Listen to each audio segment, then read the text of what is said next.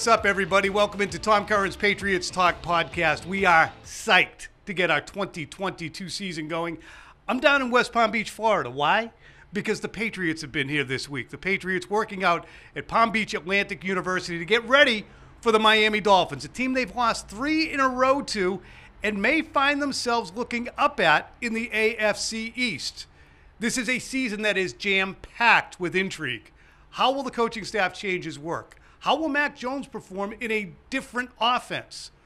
What kind of team are the Patriots going to be in year 2 of Mac Jones? First things first, though, let's get Matt and Phil in here. What's up, everybody? Welcome into Tom Curran's Patriots Talk podcast. We got Phil Perry. We got Matt Cassel. We got an opener with the Patriots at the Miami Dolphins. They've lost 3 straight to the Dolphins. We're going to get deep into this game and deep into what a team goes through in its first game. Matt, you got any opening thoughts for us? You know, it's opening day week, and there's not much more that needs to be said. The excitement around season, the NFL season kicking off, it all starts this weekend. That's all that I need to say. That's all he needs. Phil, nothing? No, let's get right into it. Fair enough. Matt, when does a team begin really earnestly preparing for its opener, game planning and getting into the personnel, et cetera? It happens a lot earlier than it does during the normal season, right? It does happen a lot earlier. And I mean, particularly now that you've got an extra week of preparation leading up to that first game. Before that schedule change happened, it was really, you get done with the last preseason game and then you're into game week. And there was a lot of prep that went ahead of that, right? So you'd start even leading up to that last preseason game. It would be a situation where you'd sit there and you do split squad, because a lot of those starters weren't playing in the final preseason game, and you do split squad and you start watching film on that first opponent that you have for the season opener and do that. Now, I'm sure a lot of it comes down to the scouting department, advanced scouting department, getting ready to go, understanding their tendencies, their personnel breakdown, all that, and then getting into those meetings. You'll have some of those that take place prior to even that last preseason game. Yeah, man. And so one of those things that they've been preparing for some time now are the multitude of blitz looks that they'll get from the Miami Dolphins. One of the blitz happiest teams in football. They blitzed Mac Jones to kingdom come, really, in week 1 last year, but he handled it pretty well. And if you look at the 2 games combined against the Dolphins, Mac Jones completed 70% of his passes when blitzed by Miami. 21 for 30 for 211 yards. That's 7 yards per attempt. Pretty solid. No touchdowns, no interceptions, though, either. So the rating is nice and high. And really, over the course of the entire season, though, this is something that Mac Jones faced, according to Pro Football Reference. He was the 3rd most frequently blitzed quarterback in the entire league, behind only Dak Prescott and Josh Allen. And I think part of that, Tom, is because teams really weren't afraid of Mac Jones beating them deep down the field. I think mostly because of what he had around him in terms of his weapons. So they said, listen, this team is based, its offense is based on what they can do in the running game. So if we can get after Mac Jones, play the run on the way to the quarterback, and attack the line of scrimmage, we'll be okay, because they don't have anybody to beat us long. I think what you have to hope, if you're the Patriots, is that some of the personnel changes you've made this offseason, Devontae Parker in particular, you can maybe beat some teams that like to blitz you over the top. Yeah, and I think that because of those additions, it gives you a little trepidation if you're a blitzing team. But you're looking at the Patriots offensive line and the uncertainty, additionally, the communication uncertainty the Patriots are going to have with their adjustments on the sideline. Matt, is that one of your biggest concerns with the Patriots? It's not just the fact that they will experience blitzes against this offensive line that hasn't congealed, but how the adjustment process will go. How would a team adjust as it comes to the sideline, especially in an opener, and gathers that new intel after every series? Right. The opener is always the craziest game, because you go in with an expectation, and they're obviously familiar with Josh Boyer, his defense. He's been calling plays there for the last few years. And they also understand that, look, he's a blitz-happy guy. He has tendencies. And so you have to rely on your preparation, on your toolbox. You have to understand where your hots, your side adjusts. And also, look, if we have a 6-man protection can we get to a 7-man protection? If we have a 5-man protection, understanding like, can we bring that tight end in, take a hit off me, and give me some time to get the ball out? So there's a lot that goes into the preparation, because when you get into this first game, you really don't know how it's going to go. You go back to last year's game when they blitzed Mac Jones a lot in that game, and they're giving him blitz looks, but then jabbing out and playing zone coverage, and then also bringing the house from all different types of looks with different fronts and scheme. So you just have to rely on your fundamentals, rely on your preparation, and understand how to get yourself out of trouble. And it's really hard in this game because, again, you don't have a lot of film to go off in the preseason. You also have to rely on a coterie of support. And that support staff, right. Josh McDaniels, I'm sure, is saying, Mac, here's what's happening. Here's what they're trying to do. We need to do this immediately. That, I think, guys, is my biggest concern about this opener, is how quickly they react, how quickly they adjust, and whether Mac's out there on an island saying, anybody want to help me out here? I mean, it's not going to be that bad. They're professional coaches. But that's the drop-off, I guess, is my biggest concern going into this game. Similar to you, Phil? Well, I'm just fascinated to see how those adjustments go down. What are the mechanics by which those adjustments can happen in between series? Because when Josh McDaniels was here, we knew what it looked like. Josh McDaniels be right there on the bench next to whoever the quarterback was, going over the pictures, going over the pad to see what they could do to figure out what they might see on the next series. Now, Matt, I'm really not sure what this thing's going to look like, because there were preseason games where Mac Jones did converse quite a bit with Matt Patricia, his play caller. There were others where Patricia had to go coach the offensive line between series, and it was Joe Judge who was sitting next to Mac Jones. And you have this game of telephone for Mac Jones talking to Judge, who's probably talking to Patricia, who's also talking to Bill Belichick, and then they all try to get together and figure things out. It just feels like it could be clunky. So that's something I'll be watching for on Sunday. You have to pay attention to it because, again, there's a lot of moving parts, and the dynamics have changed dramatically this year with Matt Patricia not only taking on the offensive coordinator role, but also the offensive line. He's going back and forth. You got Joe Judge over there with Mac Jones throughout the series, and it's such a pivotal part of the game is making in-game adjustments and what you're seeing, how we're going to adjust to that. They're bringing the blitz. Look, they've got us on this blitz now twice. We have to make an adjustment or they're going to keep bringing it, right? And it's going to be a repeat offender throughout the course of a game. So that communication has to be discussed. And I'm sure Bill Belichick has addressed that, and they had to iron that out and have their own game plan for the sideline, how the communication is going to take place, and what adjustments are going to be made and how they're going to be made in terms of going back out the next series. So obviously a ton is on Mac, and a ton is on Mac that wasn't there last year because of the departure of Josh McDaniels. I asked him Wednesday over at Palm Beach Atlantic University here in West Palm Beach whether it's been difficult to keep up his optimism, despite the fact they're pivoting to an offense away from one that won 6 Super Bowls, despite the fact they have all this uncertainty on the play calling side after having had Josh McDaniels with them. Here's what Mac had to say. I think there's the uncertainty just has to clear itself up. I think that's just a mentality, and I think it's all about getting in the right spot and having confidence in one another, and we've done that. And sometimes it's not going to be a perfect clean picture right off the bat when something's new a little bit, but I feel like we've made really good strides in practice, in the games, even when you really watch the tape to see how close we are. And we're just excited to get out there and put it on tape and see what we can do and adjust and just play for one another. That's all it comes down to. The X's and O's are the X's and O's, but if we play for one another, then good things can happen. So you might have to make a conscious decision. Look, I'm going to flick on the optimism. I'm not going to be, I mean, it's probably an important thing to do every day. Yeah, I think anything you do, you try to be positive and optimistic and just figure out the solution to the issue. That's what every good problem solver does, is there's an issue or something that doesn't make sense, and then they find a way to fix it. So that's kind of what we're doing, and I feel really good with where we're at, and just got to do it today really is where it starts. So have a good day today.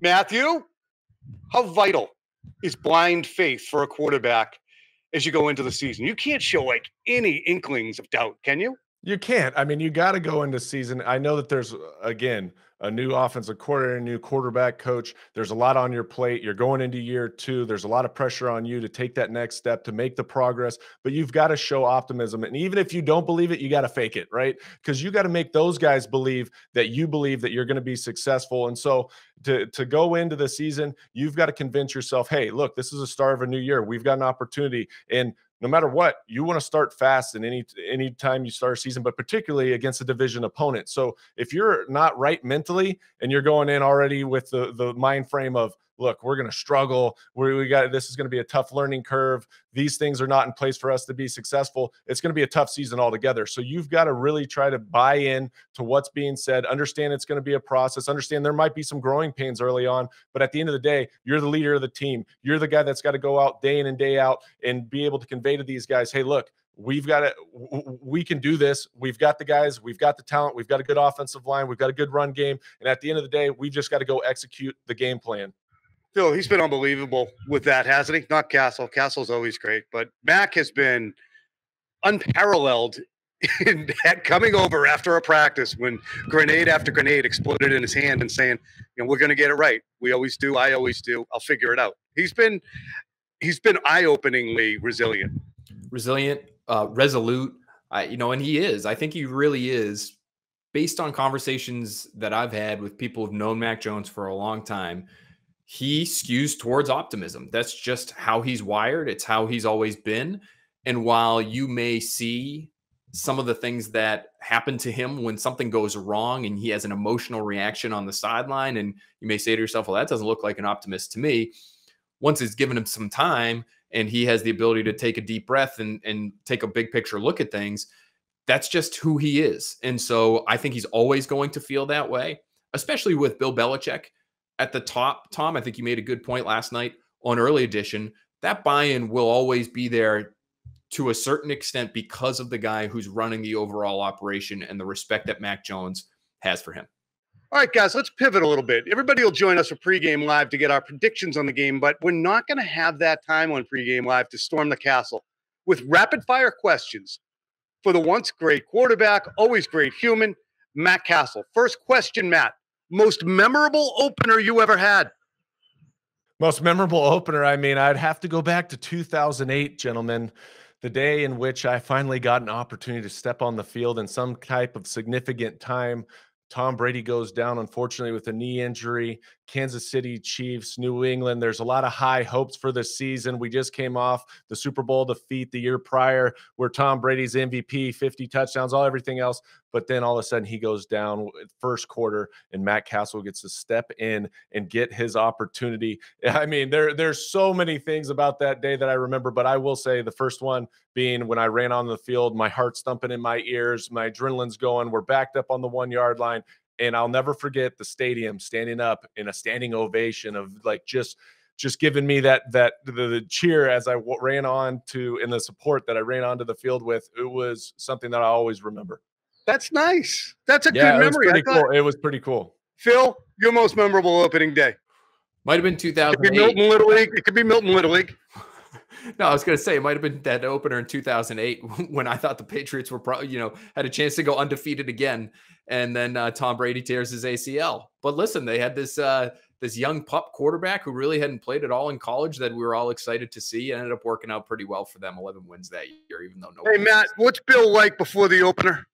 He's consistent, guys. I know you heard me say it before. There's not really any difference in terms of his approach, how he addresses the team. He really does stay consistent. There's no ebbs and flows throughout the season, no matter how big the magnitude of the game, anything like that. So he's going to give you the keys to victory offensively, keys to the victory defensively. You're going to get a detailed report in every aspect of the game and how we're going to go out and win the game. And that's exactly how he's going to be. I'm sorry, it's somewhat boring to say. I wish I could give you more and say, like, he's got these rah-rah speech. He brings guys in from out of town and he has Hall of Famers comes. No, he doesn't. It's a consistent work environment every single time, even in the opener. I just would love to know, Tom. I'm just wondering how much of the negativity that has obviously been around this team to a degree for the better part of the summer, how much of that he shares with them. I really would like to know that. I wonder if he wants to motivate them, or if he says, better not to hammer them with this because I'm not sure where our team psyche is at the moment and I don't want to push it one way or the other. I will say this. It's interesting because when Bill goes throughout the course of a week, right, you got your install Wednesday, Thursday, and really you're watching highlight films on the opposing team, how good they are. He's telling you how great and how explosive Tyreek Hill is, Jalen Waddle, every guy that they have that is going to be able to hurt you. But come Friday, Now he starts showing you their weaknesses, how you can go attack this team, how we can go win, and changes your mindset, changes your perspective. So you respect your opponent, but then you also understand and have faith that you can go out there and with a well-executed plan can beat this opponent. Matthew, any Miami memories you want to highlight? Miami memories that are really indelible. One for me, I mean, I'll go back to that 2008 season. Early on that season, I think it was game 3. They came down, they executed that wildcat plan and absolutely blew our doors off. And it was one of those moments where I was like, gosh, we didn't have an answer for anything they were doing. But then later that year, we went to Miami. And I know that we've had struggles against Miami, but it was probably the best game I've ever played in my life. It's one of those games that everything's clicking. You're in a zone, so to speak. I mean, every throw, I felt like I knew where I wanted to go with the ball. I had precision. I was accurate. We threw for over 400 yards, and we went down to Miami and beat Chad Pennington. And they were, I think at the time, they were the division leader, and we just blew their doors off. And I mean, it was a great game. And to end that game the way in which we did in a 4-minute drill down in there, and their defense was frustrated, they're pissed off, and it was just one of those perfect storms. We went in and just, a little bit of payback for earlier in the year. All right, Matt, a lot of eyes will be on rookie first-round pick Cole Strange and how he does protecting Mac Jones, maybe opening up some holes for this running game. But I wanted to ask you, any memories of some real indelible rookie brain freezes up front that you had to play behind and you're looking at it saying, boy, it'd be nice if this guy knew what he was doing?